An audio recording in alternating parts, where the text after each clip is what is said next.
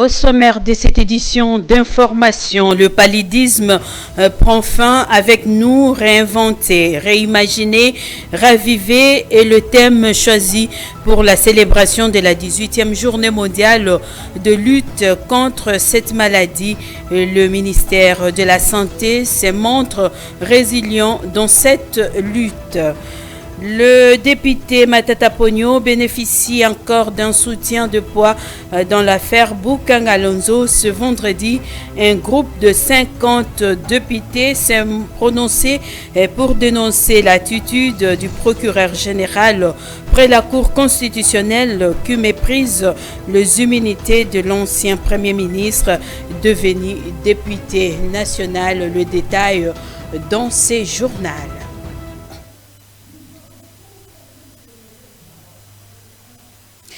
RSE pour moi de vous retrouver pour vous informer, mesdames et messieurs, bienvenue dans ces journaux. Le salaire des agents publics de l'État tendent vers son amélioration en République démocratique du Congo. Une nouvelle politique salariale plus équitable et juste sera mise en œuvre après les travaux du Conseil national du travail qui ont débuté au Centre culturel et artistique de Kinshasa. Le coup d'envoi a été donné par le président de la République, Félix-Antoine Tshisekedi, qui a promis une réforme profonde de la politique salariale. Lydie Diamba pour les reportages. Devant le participant réuni au Centre culturel artistique de pays d'Afrique centrale à Kinshasa, Félix Tshisekedi s'est engagé à suivre de près l'issue des travaux du Conseil national du travail. Une initiative qualifiée d'historique dans un contexte où les inégalités et les retards de paiement mènent toujours la fonction publique en République démocratique du Congo.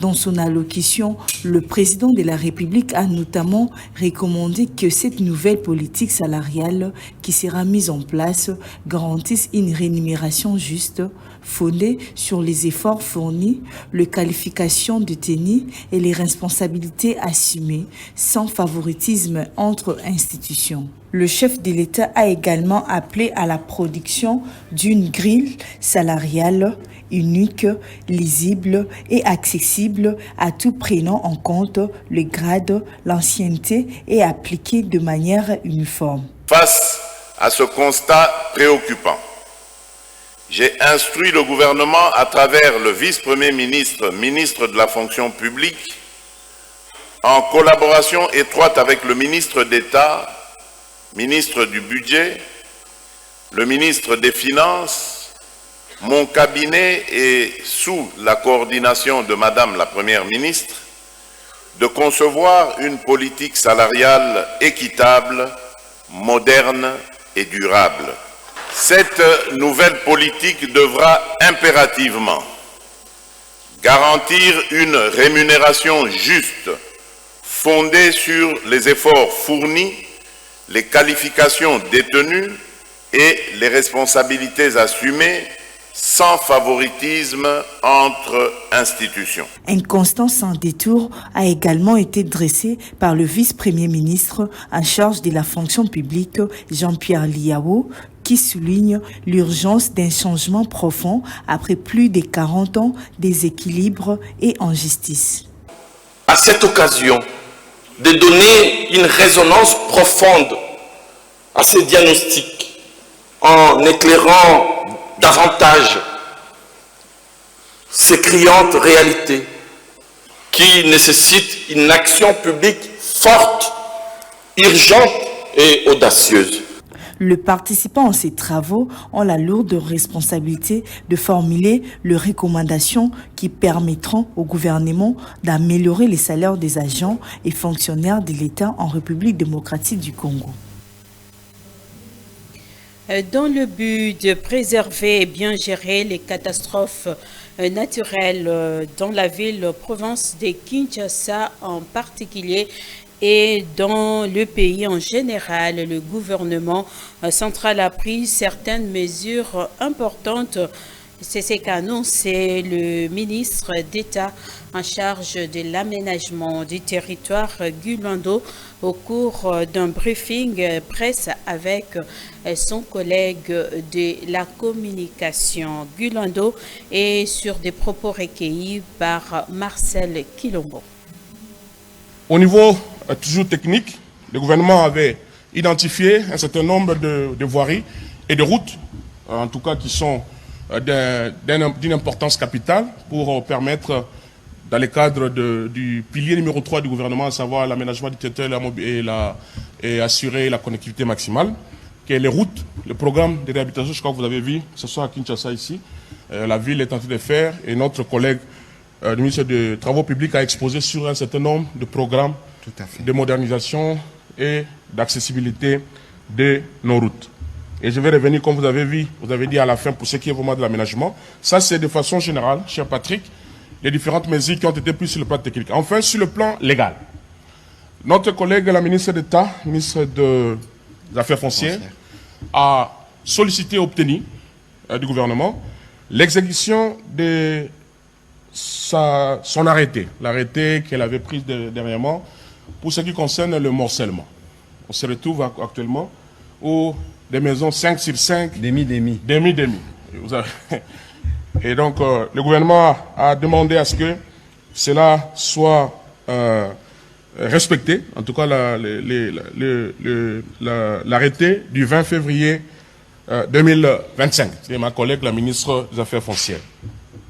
Ils ont également rappelé la descente qu'ils avaient effectuée avec le collègue, le ministre de l'Humanisme, pour aller visiter les sites à problème.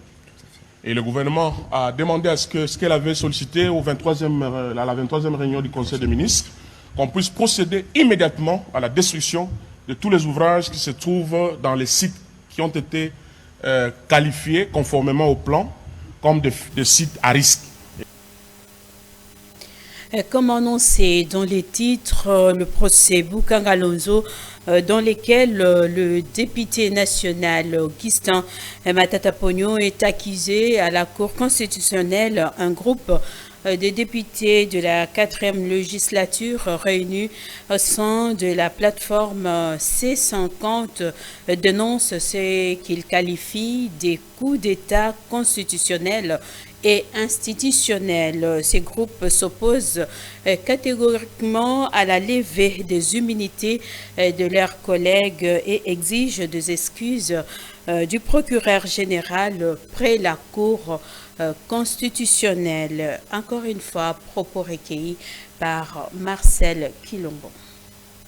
Au nom du peuple congolais, le C50 a saisi son Excellence, Monsieur le Président de la République, garant de bon fonctionnement des institutions, pour attirer sa bienveillante attention sur la convergence parallèle qui caractérise la collaboration constitutionnelle entre notre pouvoir législatif et les pouvoirs traditionnels de l'État. À cause de le statut des députés nationaux est marginalisé, voire en voie de disparition. Les députés nationaux sont donc victimes ce jour d'un coup d'État constitutionnel et institutionnel. Concrètement, le membre du gouvernement et les mandataires actifs ne veulent plus répondre devant la représentation nationale. Entre-temps, les députés nationaux sont agressés, poursuivis, jugés et arrêtés dans le mépris total de leur immunité parlementaire et de respect de leur juge naturel.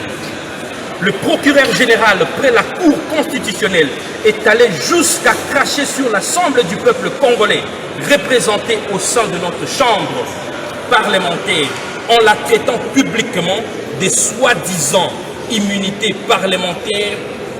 Quel mépris!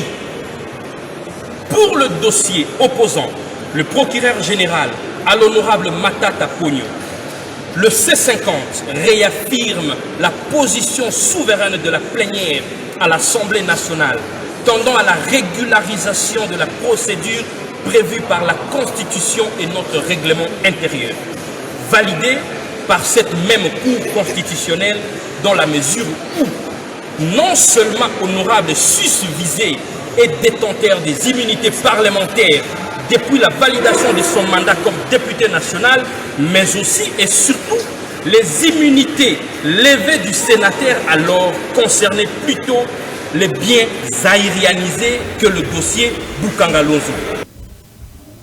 Autre chose dans ces journaux, 18e journée mondiale de lutte contre le paludisme célébrée cette année avec comme thème le paludisme prend fin avec nous, réinventer, réimaginer, raviver. La République démocratique du Congo a-t-on renforcé la résilience des communautés face à cette maladie qui est évitable et curable.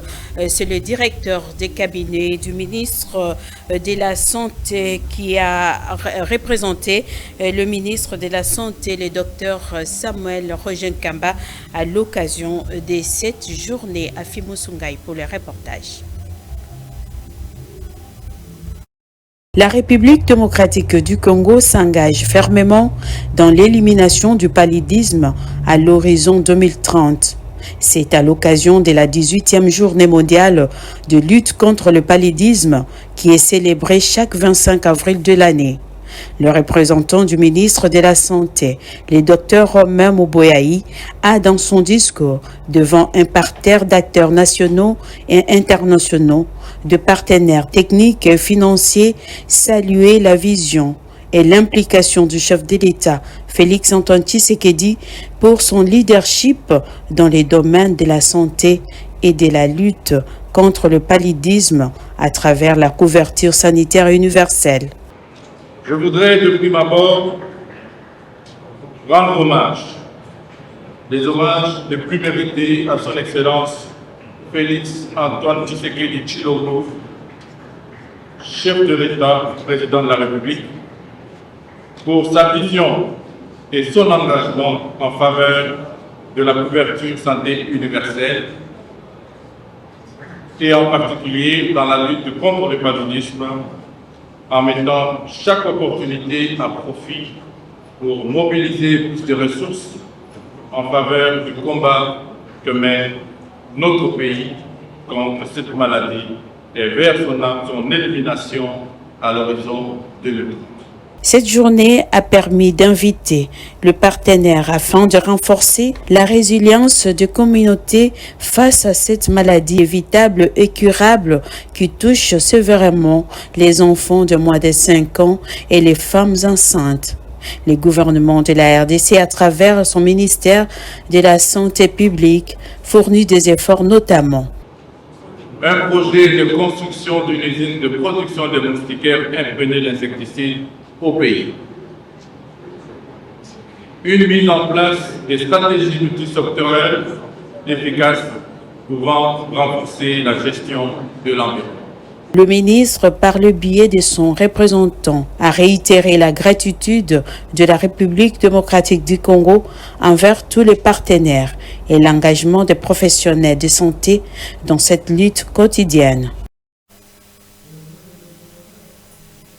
Et au cours d'un briefing de médias à l'occasion de la journée mondiale contre le paludisme, le SANRU, en partenariat avec le programme national de lutte contre le paludisme, a échangé avec un parterre de journalistes sur la situation épidémiologique en République démocratique du Congo. Selon les statistiques du paludisme, en 2024, il y a eu plus de 2 millions de cas de paludisme et les enfants ont de nombre 67% des cas. Encore une fois, suivez.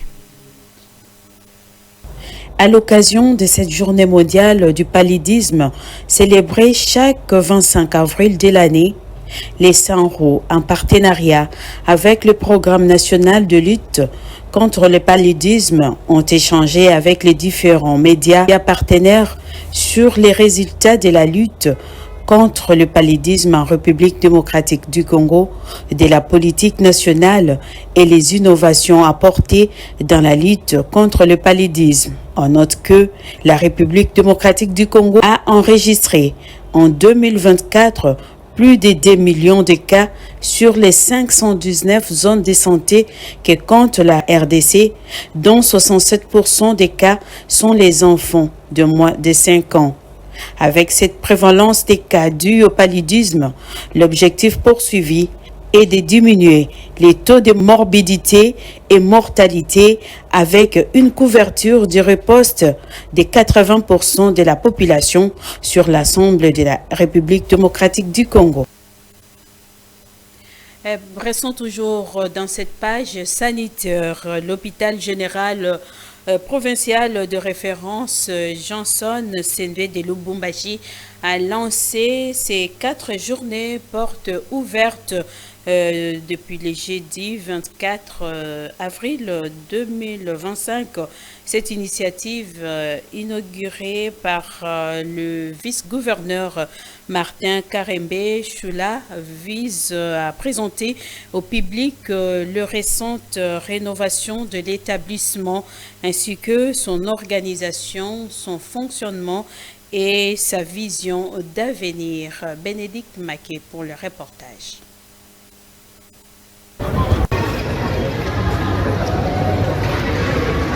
Pour cette première journée, les autorités politico-administratives de la ville de Lubumbashi, conduites par le vice-gouverneur, étaient le premier groupe à visiter différents services de cet hôpital, revêtu de sa plus belle robe, une rénovation dont les gestionnaires en sont fiers.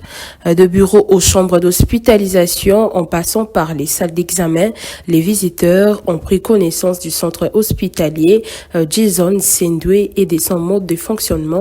La directrice générale en est fière. Si nous avons souhaité organiser ces journées portes ouvertes, c'est tout d'abord pour ouvrir grand les portes de ce bâtiment rénové à tous, autorités, professionnels de la santé, partenaires techniques et financiers, mais surtout à la population que nous avons la mission de servir.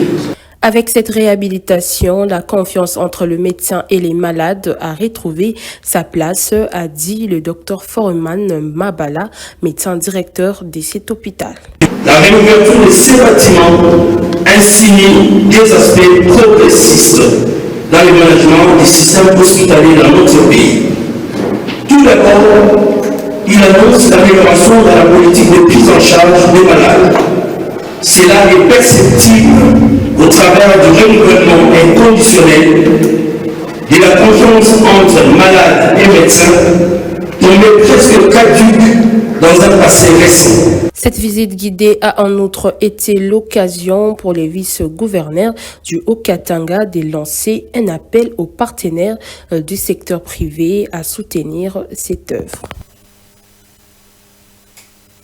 La relance de la minière de Bakwanga Miba a fait l'objet d'un rappel du président de la Confédération démocratique des travailleurs CDT, Florimond Kalenge, attend voir l'implication du chef de l'État, Félix-Antoine Tshisekedi, pour que cette relance des travaux soit effective.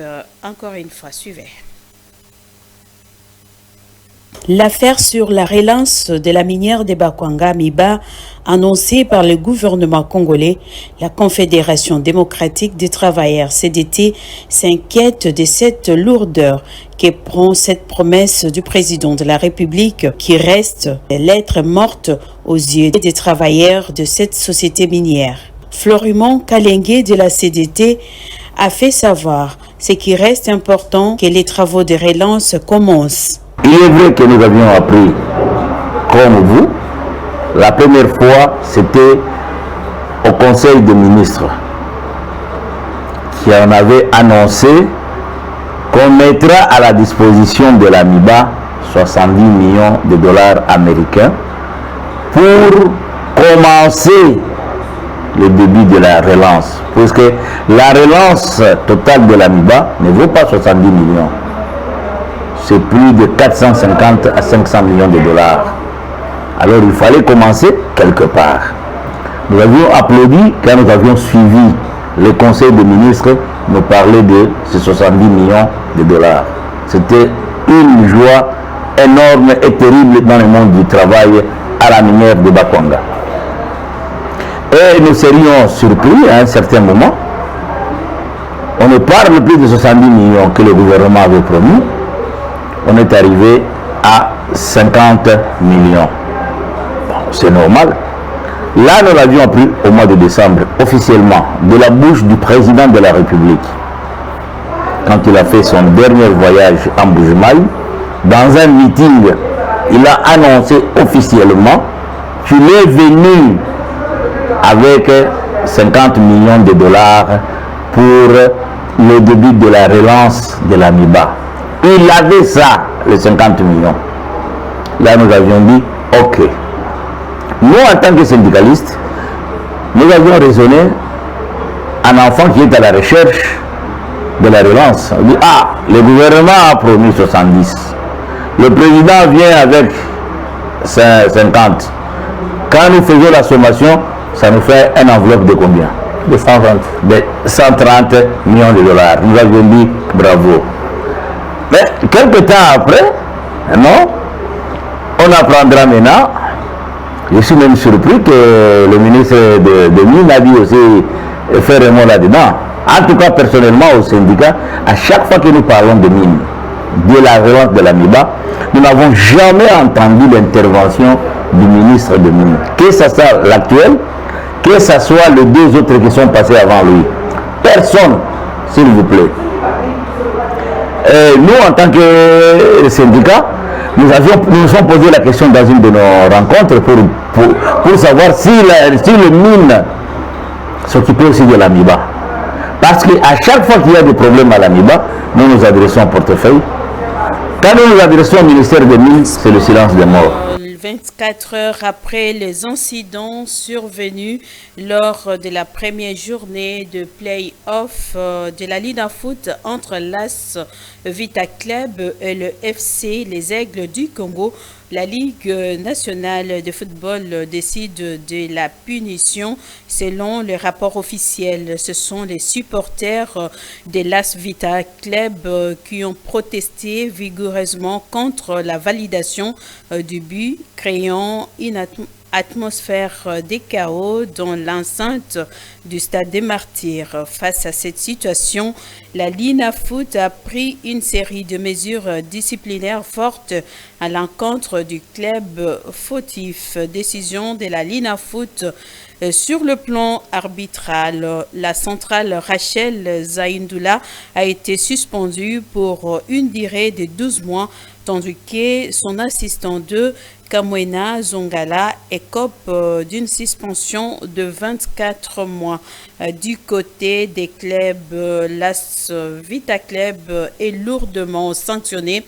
Victoire par forfait 3-0 en faveur du FC Les Aigles du Congo, amende de 12 000 $ américains infligée à l'AS Vita Club, suspension du club jusqu'au paiement intégral de l'amende, prise en charge par l'AS Vita Club de réparation liée aux dégâts matériels causés lors des incidents. 3 prochains matchs de l'AS Vita Club à huis clos sans présence du public. Après avoir pris connaissance des sanctions de la Linafoot, les dirigeants de V-Club auraient choisi l'option de se retirer de la Ligue nationale de football. Linafoot, V-Club ne serait pas d'accord de payer les amendes et préfère attendre la Coupe du Congo.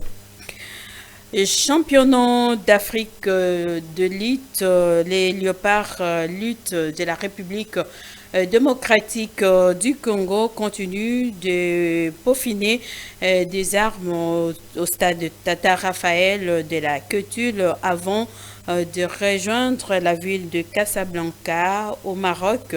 Les jeudi 24 avril 2025, les comités fédéraux de la FECOLUTA, par la voix de son président Eric Kinzambi, a doté les équipements sportifs aux athlètes et les drapeaux nationaux. Suivez les commentaires de Judith Kapemba.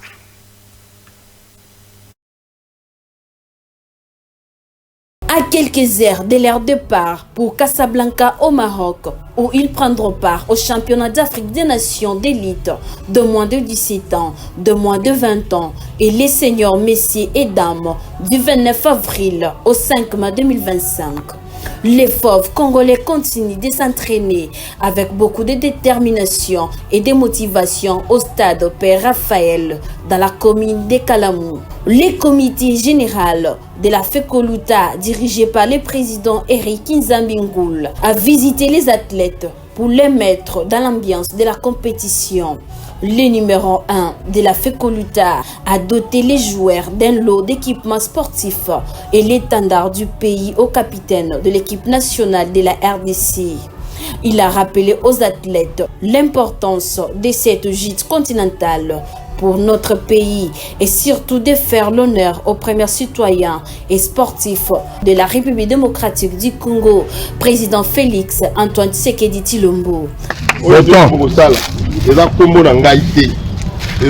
Ministre mais le grand chef lui-même, Béton, on a appelé Congo et Félix Antoine Tshisekedi Tshilombo.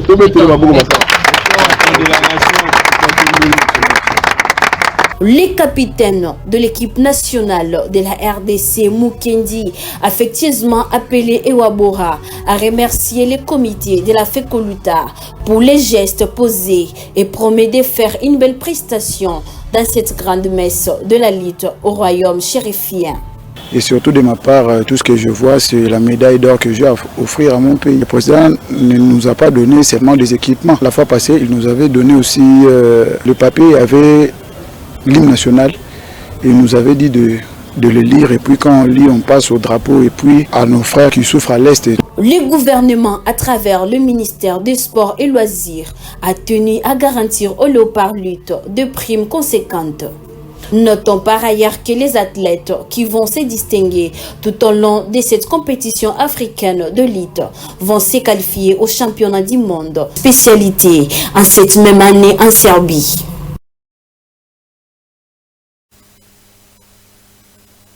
Mesdames et messieurs, c'est la fin de cette édition d'information, mais voici les rappels des titres. Le paludisme prend fin avec nous, réinventer, réimaginer, raviver et les thèmes choisis pour la célébration de la 18e journée mondiale de lutte contre cette maladie.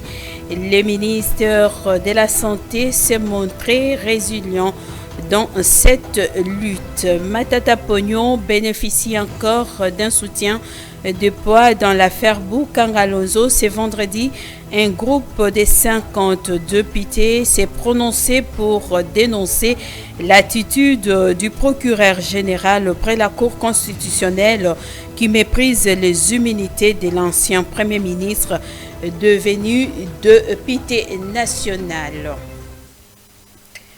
Mesdames et messieurs, c'est la fin de cette édition d'information qui était réalisée par Pius Chimanga, assisté par Exaucé Luchaka et Judith Kapemba. Quant à moi, je vous dis à tous merci de nous avoir suivis et bon début du week-end chez vous. Au revoir.